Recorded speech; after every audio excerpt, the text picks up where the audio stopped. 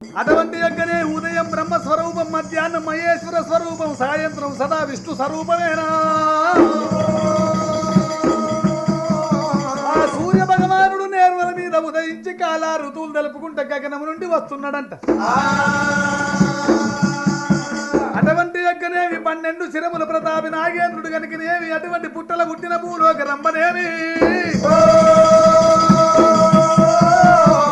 అడిగ మీద కూర్చుండబెట్టి కోరి కనుకనేవి సూర్య భగవానుని కనుకనేవి నమస్కారం చేసుకోవడానికి పుట్ట నుండి బయలుదేరినాడు రాఘవ రామన్న రామ.